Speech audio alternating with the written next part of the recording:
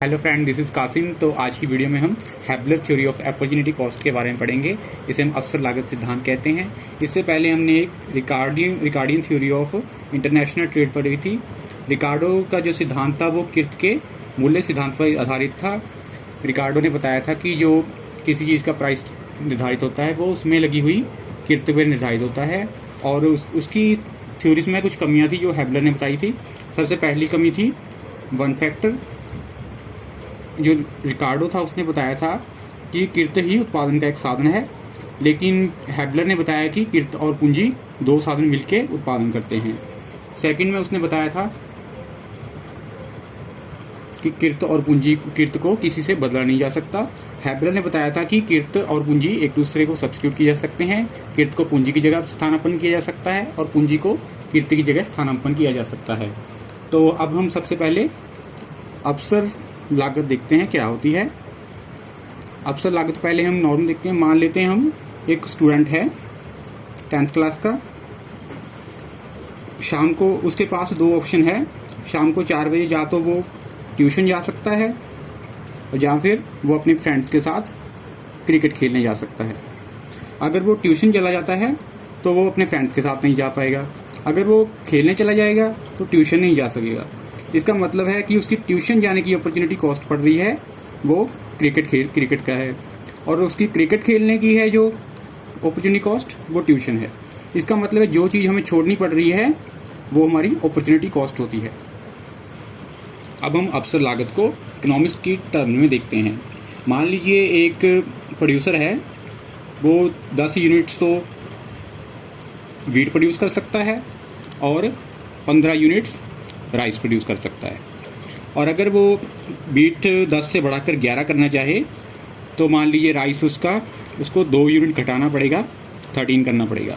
मतलब 1 unit wheat produce करने की कॉस्ट उसे पड़ रही है, 2 राइस उसे छोड़ने पड़ रहे हैं। मतलब इसकी अपॉर्चुनिटी कॉस्ट 2 राइस है, 2 यूनिट राइस। तो सबसे पहले हम इसकी एजम्पशंस देखते हैं। फर्स्ट है, मान लीजिए 2 countries A and B। Second है 2 factors labour and capital. Third में है perfect competition in both market, factor market and commodity market. इसके बाद है no change in technology labour and capital are immobile in between countries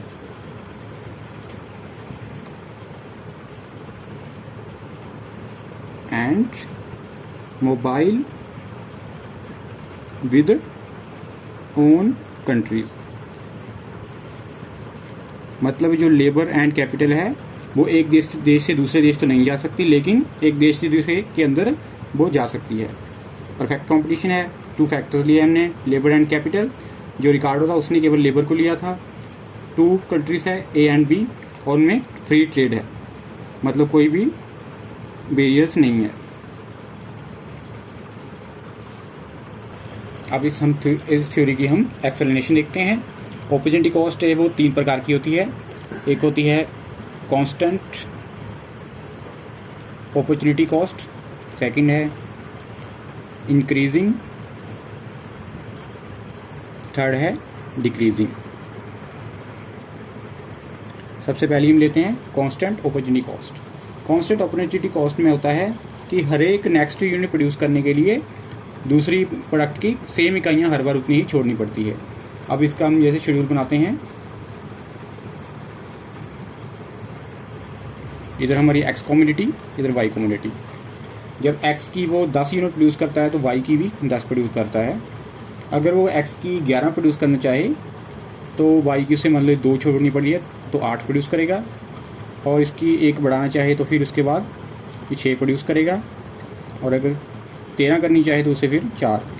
हम देखते हैं कि हर बार 1 यूनिट प्रोड्यूस करने के लिए उसे 2 इकाइयाँ छोड़नी पड़ रही है, अगली बार भी 2 छोड़नी पड़ रही है, तो ये अपॉर्चुनिटी कॉस्ट सेम रह रही है। तो इस तरह इसका कर्व है वो इस तरह बनेगा। कांस्टेंट का कर्व होगा जो एक सीधी लाइन में होगा। और इंक्रीजिंग, अब इंक्रीजिंग देखते हैं।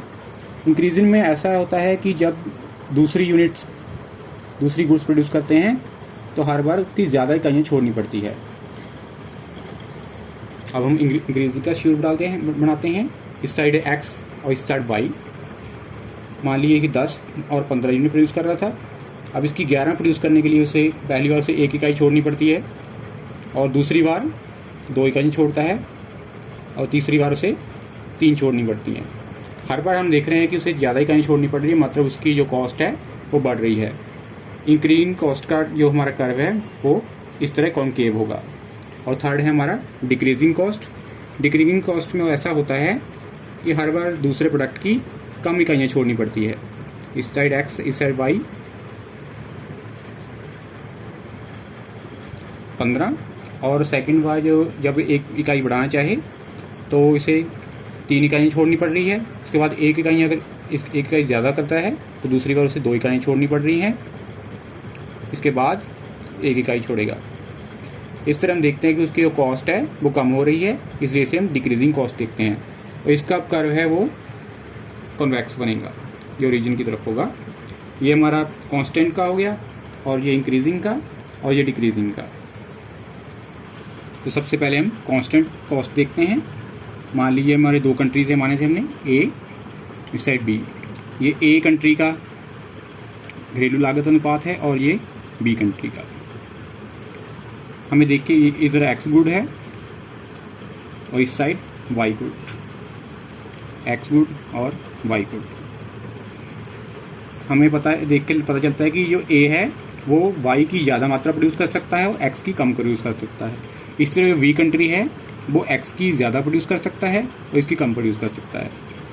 तो इसलिए हम मान लीजिए वो यहाँ पे प्रोड्यूस कर रहा था पहले, और यहाँ से हम कर्व देख के पता चलता है कि जो ए है उसे वाई प्रोड्यूस करना चाहिए और जो बी है उसे एक्स प्रोड्यूस करना चाहिए, और बाद में उनको आपस में उनका पुटांतरा कर लेना चाहिए। अब ये यहाँ पे आ जाएगा और ये यहाँ पे आ जाएगा।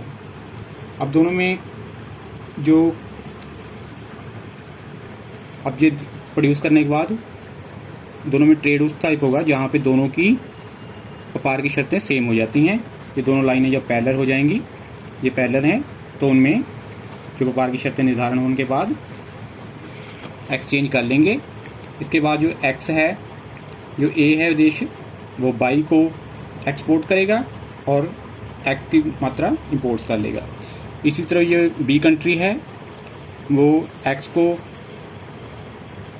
एक्सपोर्ट कर देगा और वाई को इंपोर्ट कर देगा। अब हम नेक्स्ट बनाते हैं इंक्रीजिंग अपॉर्चुनिटी कॉस्ट। इंक्रीजिंग का जो कॉस्ट कर्व हमने देखा था वो इस तरह था, और ये बी कंट्री का है वो इस तरह है। हमें देख के पता चलता है कि जो ए देश है उसे वाई प्रोड्यूस करने में फ़ायदा है, और जो बी कंट्री है उसे एक्स प्रोड्यूस करने में फ़ायदा है। मान लीजिए पहले ये यहाँ पे प्रोड्यूस कर रहा था और ये यहाँ पे प्रोड्यूस कर रहा था। ये इनका प्रोडक्शन और कंजम्पशन दोनों पॉइंट सेम थे। यहाँ पे उसका प्रोडक्शन और कंजम्पशन दोनों पॉइंट थे। अब मान लीजिए दोनों देश आपस में व्यापार करने का फैसला लेते हैं, तो व्यापार उस पॉइंट पे होगा जहाँ पे दोनों की व्यापार की शर्तें सेम हो जाती है।